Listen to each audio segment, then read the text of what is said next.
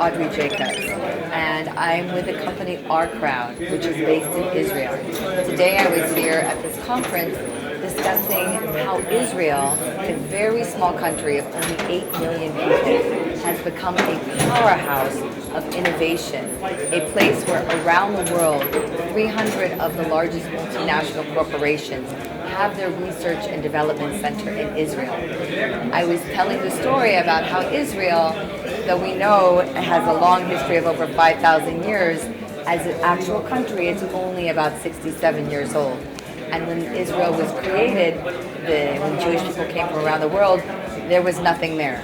Everyone else around them, all the neighbors had oil, but they had to be innovative and create something out of nothing. And so today the lessons were, how does a government support innovation and entrepreneurship in a country? Now Israel has attracted investment from all around the world, has multiple companies, actually number 4 country on NASDAQ after the US, Canada, and China. Only a small country of 8 million people that have the most companies traded on NASDAQ. So my company, OurCrowd, is part of the entire startup innovative ecosystem in Israel. What we do is look for the best startup technology companies in Israel, and we invite investors all around the world to join us and to invest alongside us in these companies.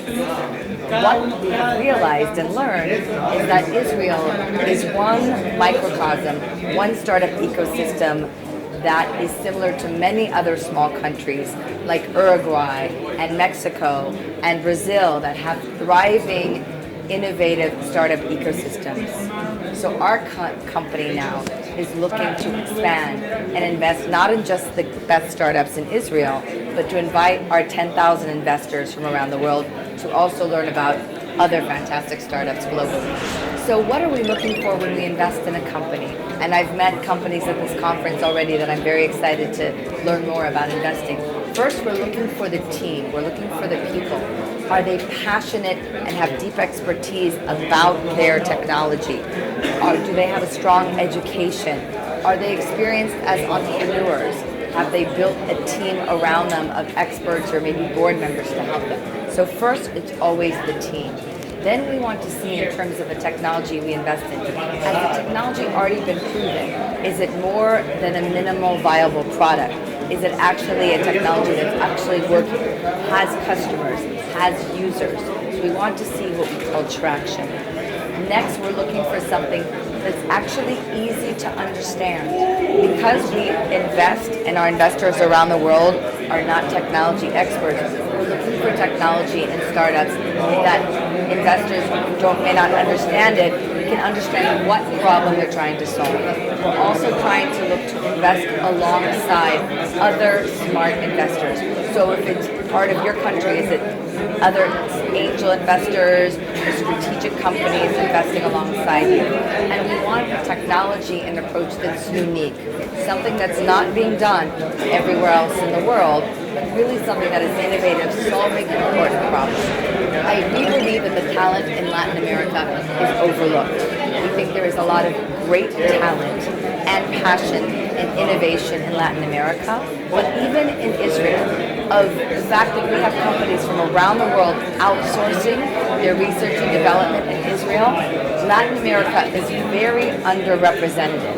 Only really Brazil has taken up the opportunity to work with Israel.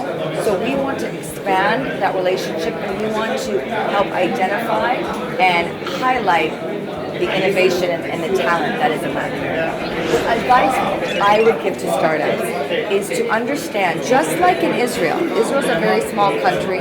Anytime an entrepreneur starts a company, they are thinking globally. How will my company and my solution and my product work in Asia, work in Europe, work in the US, work all around the world? Entrepreneurs, when they're coming from Latin America, have to do a little bit more homework. They have to see what else is happening in the world in their space, and they have to believe very early on what they're doing can have a global impact, and to think big.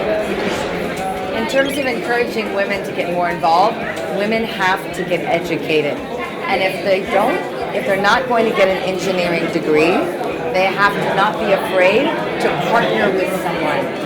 The best startups always have co-founders. And if one of the co-founders is not technical, but they're passionate and they are smart and there's someone who knows how to get it done, and then they can bring on someone who is the brilliant technology developer, that's great. Women always perform better in terms of managing money and building startups. They just need to do it.